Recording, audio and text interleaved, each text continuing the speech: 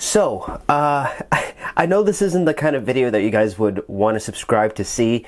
I'm just kind of taking a shot in the dark, and I kind of want to talk about this because I feel like no one really talks about this. But this is the 1/18th Hot Wheels Ultimate Elite Back to the Future DeLorean. And I bought this on eBay for 350 bucks. And as the title suggests, this is what this video is going to be about. So, just a bit of context. I am a huge Back to the Future fan. I have all the movies on Blu-ray. I have all the 1/15th scale DeLoreans. I even have the Lego DeLorean. I'm a huge fan of Back to the Future, the movie, and I absolutely love the DeLorean. So when I bought this, it was a no-brainer, and I was like, I need to have this because this DeLorean is the coolest 1/18th scale DeLorean. However, this one in particular has a lot of problems that really bog it down, and it's just a really sad story of what Mattel could have done and basically how it just never made it to this country because this is a Chinese model. So let's check out the box. So there's a reason why this DeLorean is called the Ultimate DeLorean, and it's because it can transform into all the other DeLoreans from the Back to the Future movies, from Back to the Future 1, 2, and 3. As you can see at the bottom, you can transform it into the November 12th, 1955 Clock Tower variant of the DeLorean. You can also transform it into the Back to the Future Part 2 DeLorean, which is the October 21st, 2015 DeLorean. And then you can transform it into the 1955, what is that? Wow, I don't even know what that is. But it's the 1955 wheels and the train wheels from Back to the Future Part 3. Now, this is not the only thing that makes this thing special. As you can see, it also comes with a hoverboard, it comes with Mr. Fusion, the lightning rod attachment, and the nuclear reactor from the first movie.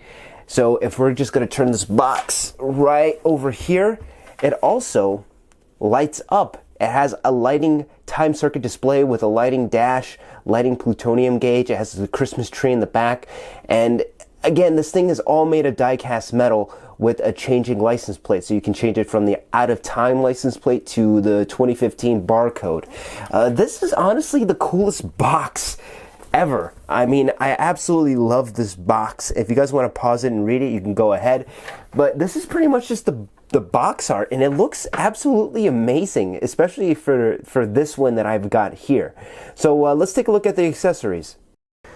So removing it from its box, it's actually encased in another box, and it's honestly a really cool box. It's in silver and black, a whole bunch of Back to the Future, so I'm just going to open this. So these are all the accessories the car comes with. As you can see, it has the train wheels, the lightning hook from the first movie, the 1955 wheels. This is where the lightning hook attaches to, the plutonium chamber from the first movie, the hoverboard, the 1955 repair that Doc did in the third movie. And there's also like this little stand that the flight mode goes into, which is made out of a clear acrylic plastic. And if I can just get it open, there we go. This is where it's supposed to be like a stand for it. I'll show you it in a little bit. But it comes with all these accessories. So now we're just going to have a closer look at the Time DeLorean itself. And as you can see, this thing is actually extremely well detailed. Unfortunately, my camera cannot focus that well. But I'll try to get as much as I can and take pictures. So as you can see right here, if I'm just going to zoom in just a little bit, it has the Goodyear licensing.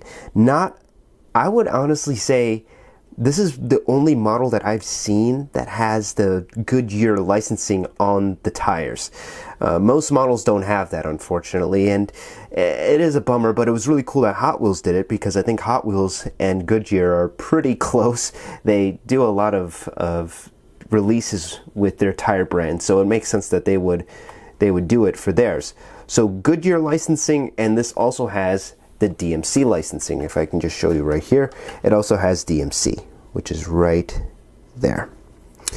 Another detail that not a lot of 1/18 scale has is the wiring. As you can see in the interior, the wiring is black and red and has a whole bunch of gold around it, especially with the brass clock and the white digital odometer from the third and second movie. I'm sure they had that in all the movies because it was a digital readout for how fast he was going. Marty and Doc. Again, just putting it on its side so you can see all the wiring. And if you look at the back, it's honestly like the most well-detailed area of the whole car is the back, as you can see all the capacitors, the coils, the wiring. There goes Mr. Fusion right there, if my camera can focus. Yes, it focused a little bit. As you can see, it's just extremely well detailed right here in the back. I'm just going to move this back a little bit. The taillights are extremely detailed. The only thing that I've seen a lot of people complain about is the flux bands, which is these are a bit thick. I honestly don't mind it, but yeah, look at all that detail right there. It just looks absolutely amazing. And again, for a 1/18 scale, you don't see that a lot. Normally it's just a couple of wiring and then black and gray plastic, but this is the most detailed. In terms of structure wise, this is made out of die-cast metal. It actually really has the good stainless steel look. It feels stainless steel too. So sorry, my camera cannot focus. If it can just focus. There we go. This has the awesome stainless steel look. It has the feel as well. So I honestly enjoy that. Again, this is like a really good shot of the interior. I'm going to try to get it because it's very small. But as you can see, the steering wheel has the buttons, the wiring. There goes the cluster. Was really nicely detailed. I'm just going to zoom in just a little bit so you guys can see. There's also the time circuits, which is really awesome. And there is a flux capacitor in the back. So I'm going to show you guys all three versions, or I should say all four versions of this car. And then I'm just going to talk about the big negative about this. So we're going to start with the DeLorean from the first movie, and as you can see, it has the plutonium chamber in the back, and there's really nothing more that you need to change other than the license plate in the back. With the second difference, it is the lightning cable from the first movie at the end. When Marty's trying to get back to 1985, he needs to send a bolt of lightning to the flux capacitor, which gives them the 1.21 gigawatts of electricity that they need. This is a really cool attachment. This car did not come with any instructions, unfortunately, so you have to be a little bit intuitive. I'm going to show you how I did it, so if you guys decide to pick one up, it'll be very easy. So this is going to be from Back to the Future Part 2 with Mr. Fusion. And I'm also going to show you hover conversion right now. So this is what it's going to look like in hover mode. As you can see, it's not as screen accurate as the movie, but it's still pretty cool. And again, the stand that it comes with is made out of clear acrylic plastic. This is the Back to the Future Part 3 DeLorean, the one that 1955 Doc fixes up so Marty can get to the past to rescue 1985 Doc Brown. This is honestly the coolest transformation because of the hood and the red white walls. For some reason, mine does not roll because I'm assuming it's the clearance with the red white walls, which in the movie, Doc had to hire the suspension because they were going off-road. And then we have the train wheels from 1885 for the Back to the Future 3 conclusion finale, which is when Doc and Marty are on a train and they're trying to get to 1985 by pushing this thing to 88 miles an hour. I am spoiling the movie for those who have not seen it. I highly recommend you watch these movies because they're honestly golden cinema.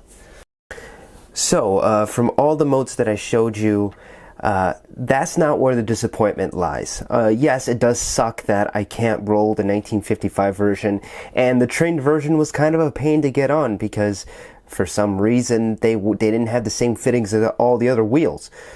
But my disappointment is with the lighting sequence.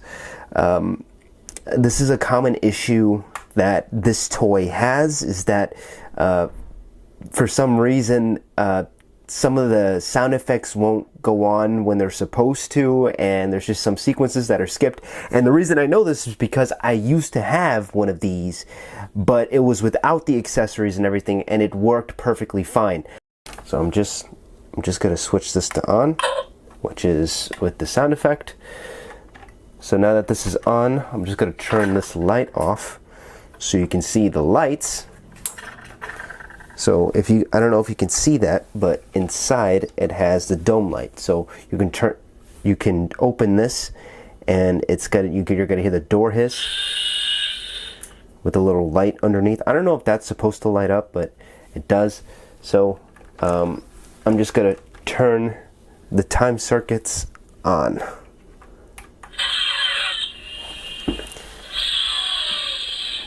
So as you can see, the first problem is with the time circuits. If this thing can focus. The bottom portion is not supposed to be lighting up. This whole thing should be lighting up. So that's problem number one. Problem number two is that's not supposed to be lit up. That is only supposed to be lit up when the car is going 88 miles an hour, which is, again, a problem that I have. And if you can look at the back, you probably can't see it because it's so bright. Oh my God, that's not supposed to happen at all. That's not supposed to happen, guys. The flux capacitor is supposed to continue to flux because there's just a timing limit. But only one bulb back there is working. It's supposed to be 3 LED lights. So let's input the time.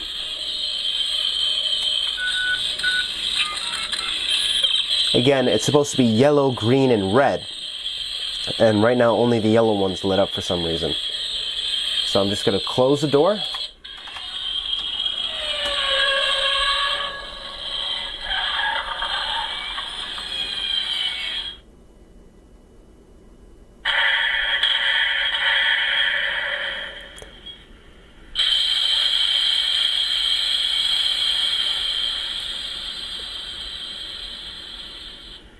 So the big problem is that it's supposed to speed up and then go, back to the future, but it doesn't with this.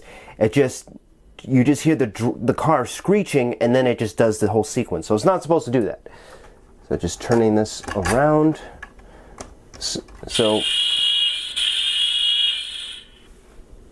the plutonium is supposed to, the sound effect for the plutonium is supposed to go. It's not going. Let me just do the sequence again and I'll show you what I mean.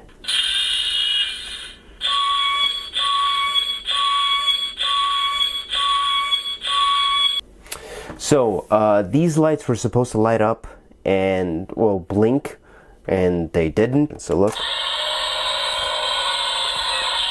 So it's having all this stuff light up, and yes, the taillights also light up.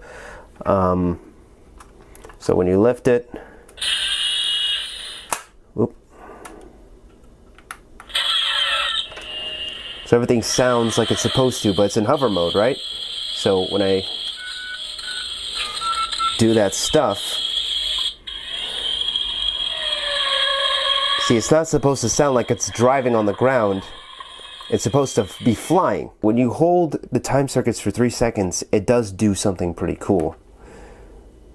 So if you just hold it, everything lights up. Everything. So the tail lights, the blue lights, the headlights, and see, as you can see, the plutonium gauges can light up. It's not like it can't light up. It can, but for some reason, when you open the door, it doesn't light up. So that's just a weird thing that this has, and again, it is still a bummer that this doesn't light up properly like it's supposed to. So, is this a waste of money? Is this a huge waste of money? Do I regret purchasing this? In a sense, yeah, I sort of do, but then again, this is a highly detailed model, especially with the 2015 version with the license plate and everything. This is honestly by far the most detailed 1/18th model that I've ever had. Especially since it can go into hover mode, you can change it to all different modes from the movies. It's pretty cool. Again, this is a collector's piece. This is a piece that is meant to be displayed in a display case, and honestly, I'm happy for that. I only paid $300 for this at the end of the day. Most people spend $150, $160 for a Sunstar 1/18th scale DeLorean. This one has extremely nice detailing, interior and exterior. It has the licensing for Goodyear and DMC. For 300 bucks, I honestly don't think this is a bad deal. Although it does suck that it doesn't light up the way it's supposed to, it's still a very nice piece to have, just to display, just to have it in your display case. And people are like, oh, that's a cool model. Again, it's not the end of the world with this. I didn't spend $1,000 on this. Again, it is disappointing, but from my experience, I honestly don't think it's that disappointing. There's a lot of pros and some cons. So, should you pick this up? I don't know. You have to really, you really have to accept the flaws in order to really like the pros. I know Tomy is making a 1/10 scale Back to the Future DeLorean from the first movie. I'm gonna get that one, and if you guys want to see that video, please let me know in the comments below. Let me know what you guys think of this video. I kind of just wanted to vent to you guys about this DeLorean because I'm going to Chicago next month to meet Doc himself, and I'm gonna have him sign this DeLorean to keep my display case amongst my other collectibles. If you guys want to see more of the collectibles that I have, like this video, subscribe, and I'll see you guys in the next one. Peace.